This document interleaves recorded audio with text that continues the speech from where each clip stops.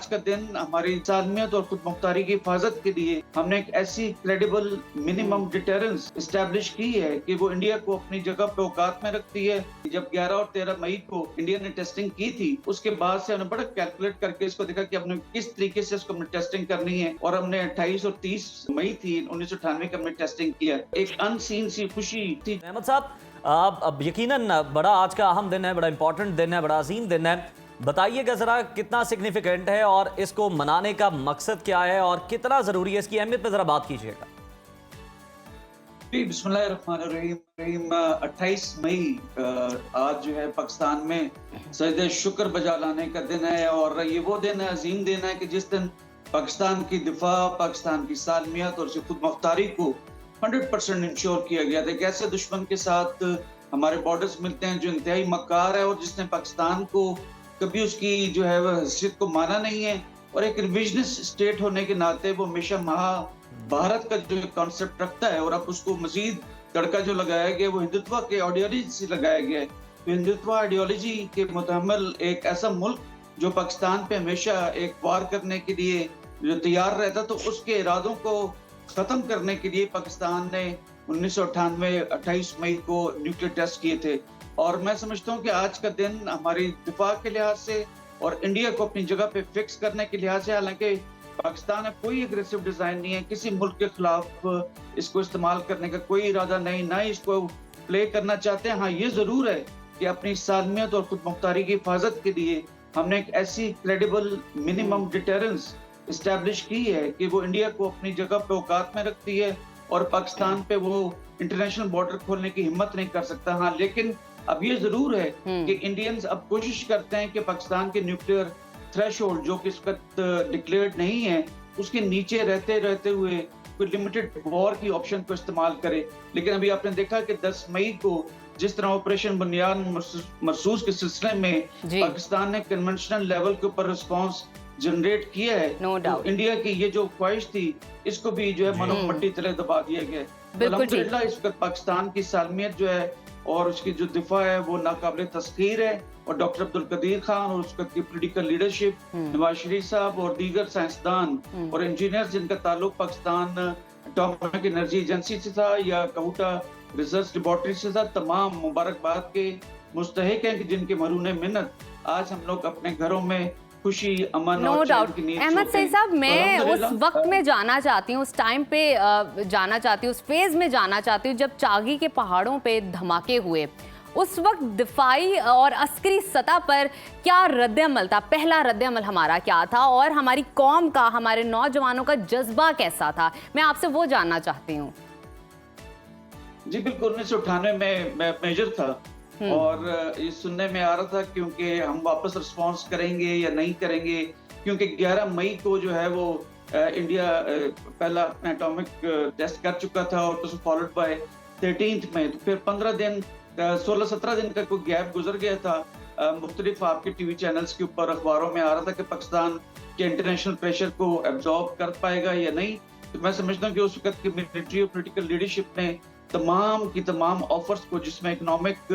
Offers भी शामिल थी, बलाए ताक रखे और पाकिस्तान के दिफा को जो है वो सामने रखते हुए एक न्यूक्लियर वेपन जो डिवाइसेस जो है उसको टेस्ट किया था। तो उसमें जैसे आपने कहा कि क्या महसूसात थे, क्या हमारे एहसासात थे, तो जब वो पहला बटन दबाया गया था तो उसमें जो पहले एक साइंटिस्ट ने नारा लगाया था कि नारे तकबीर अल्लाह अकबर, तो नारे तकबीर अल्लाह अकबर की जो सदा थी उसने ना सिर्फ पाकिस्तानी आर्म्ड फोर्सेस को कि दो हम कन्वेंशनली इंडिया को हैंडल करने के लिए बतेरे हैं, लेकिन फिर डिटरेंस क्रिएट करने के लिए अपने से 5 गुना बड़ी अफवाज को कि जिसकी डॉक्ट्रिन जो है पाकिस्तान को तबाह बर्बाद करना रहता था, उसके खिलाफ हमारी एक बेहतरीन किस्म की डिटरेंस का जनरेट होना पूरी आर्म्ड फोर्सेस के अंदर। और मैं being a young major then एक नई रूह थी, एक नई उमंग थी, एक नया एहसास जो है वो सरशारी था कि हमने पाकिस्तान आर्म्ड फोर्सेस ने एक नई जहत, एक नई जो है। बिल्कुल ब्रिगेडियर साहब, बड़े खूबसूरत अल्फाज में आपने बताया कि उस वक्त क्या जज्बात थे, एहसास सरशारी भी था और एहसास बर्तरी भी हमारे अंदर फिर पैदा हो गया मजीद। सर ज़रा मजीद हम आपसे जानना चाहेंगे कि ये तो आपने बताया कि मुल्क के अंदर क्या माहौल था उस वक्त, खास तौर पे पूरी कौम के अंदर। ये बताइएगा कि 28 मई को जब पाकिस्तान की जानिब से एटमी धमाके किए गए और अपने दिफा को नाकाबिले तस्खीर बनाया, तो आलमी बरादरी के हवाले से जानना चाहेंगे, खासतौर पर अमरीका, यूरोप और अक़वाम मुत्तहिदा का रिस्पॉन्स क्या था, क्या रद्द-ए-अमल था, किस तरह उन्होंने रिएक्ट किया और पाकिस्तान ने फिर उसको किस तरह से टैकल किया? देखिए, जब 11 और 13 मई को इंडिया ने 5 ये न्यूक्लियर डिवाइसेस को टेस्ट किया था, तो अचानक इंडिया की जानिब से बड़ी कोई एग्रेसिव किस्म की स्टेटमेंट्स जो कि बहुत इररिस्पॉन्सिबल थी, स्पेशली हमारे तो टू नेशन थ्योरी के मुतालिक कहा गया कि उसको हमने इंडियन ओशन में डुबो दिया है, और इसके साथ साथ पाकिस्तान को कहा गया औकात में रहना फलाना, जिस तरह के अभी आप इंडियन मीडिया को देख रहे हैं, इसी किस्म की हाई पुस्तक भी उन्होंने क्रिएट की थी। पाकिस्तान ने इंटरनेशनली तमाम जो मेजर पावर्स थे, कैपिटल्स थे, उनकी तरफ देखा कि वो किस किस्म का रिस्पॉन्स जनरेट करेंगे, लेकिन 17 दिन गुजरने के बावजूद एक खामोशी थी, एक अनसीन सी खुशी जो मेजर पावर्स में थी, जो कि इंडिया को चाइना के मुकाबले में खड़ा करना चाहते थे। और जब पाकिस्तान ने तमाम उसके दरमियान में प्रेसिडेंट बिल क्लिंटन ने काफी ऑफर्स की, इस तरह यूके के प्राइम मिनिस्टर साहब ने भी जो है ऑफर्स की इंडिया पाकिस्तान को कि हम रेस्टोरेंट का मुजाहरा करें, हम इस तरह की चीज ना करें, और हम इसके बदले आपको इकोनॉमिक फैसिलिटीज भी देंगे और आपको जो है वो आपकी सिक्योरिटी पे इंश्योर करेंगे, लेकिन हमने दिफा पे कंप्रोमाइज ना किया। जब भारत ने 1998 में हमने एटमी धमाके करके भारत पर अपनी बर्तरी जतला दी, साबित कर दी, खित्ते में बैलेंस ऑफ पावर के हवाले से जरा बताइएगा, और उस वक्त पाकिस्तान की जानिब से एटमी धमाकों का फैसला किस हद तक नागुज़ीर था? अगर पाकिस्तान एटमी धमाके ना करता तो आज खित्ते में उसके क्या असरात होते? जी बिल्कुल, देखिए, बैलेंस ऑफ पावर जो है, ये ताकत का जो बैलेंस था, वो 1974 में जब पीसफुल न्यूक्लियर एक्सप्लोजन किया गया था, कि जिसको इंडिया ने इनिशियली नहीं माना था कि ये हमारा न्यूक्लियर डिवाइस टेस्टिंग है, बल्कि वो कहते थे कि माइनिंग के लिए और कैनाल्स को खोदने के लिए हमने ये किया है, लेकिन बाद में उन्होंने माना भी। लेकिन पाकिस्तान ने इस ताकत के तवाज़ुन को जो है उसको रीगेन करने के लिए जो है अपनी तैयारियां शुरू कर दी थी। जब 11 और 13 मई को इंडिया ने टेस्टिंग की थी, उसके बाद से हमने बड़ा कैलकुलेट करके इसको देखा कि हमने किस तरीके से इसको हमने टेस्टिंग करनी है, और हमने 28 और 30 जो है वो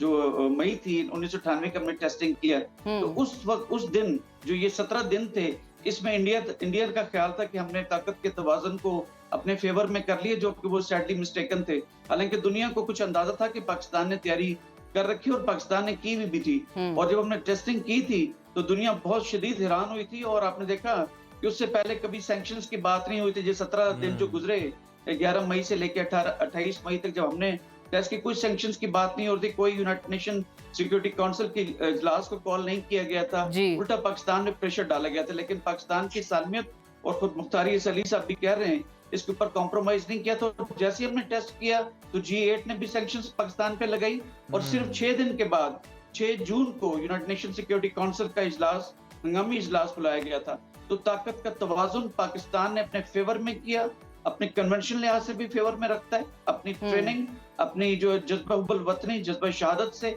इंटेंजिबल तरीकों से, और अल्हम्दुलिल्लाह जो पाकिस्तान की न्यूक्लियर डिटरेंस उस वक्त से लेके अब तक इंटैक्ट है, और इसके साथ साथ उसकी सिक्योरिटी को देखते हुए हमने इंडिया को अपनी जगह पे रखा हुआ। अदरवाइज ये ऑपरेशन बुनियाद महसूस, ये जो ऑपरेशन सिंदूर था, जो कि लिमिटेड लेवल के ऊपर लड़ा गया, ये इंटरनेशनल बॉर्डर खोल सकता था इंडिया, लेकिन इंटरनेशनल बॉर्डर खोलने की जो प्राइमरी वजह है वो पाकिस्तान के ऑफ कोर्स कन्वेंशनल हमारी जो ट्रेनिंग है, ताकत है, उस लिहाज से प्राइमरीली हमारा जो फुल स्पेक्ट्रम डिटरेंस है, ये क्रेडिबल मिनिमम डिटरेंस जो है, उसकी वजह से नहीं किया गया। तो पाकिस्तान की सालमियत जो है पाकिस्तान के न्यूक्लियर डिटरेंस की वजह से अल्हम्दुलिल्लाह सेफ। बिल्कुल ठीक है।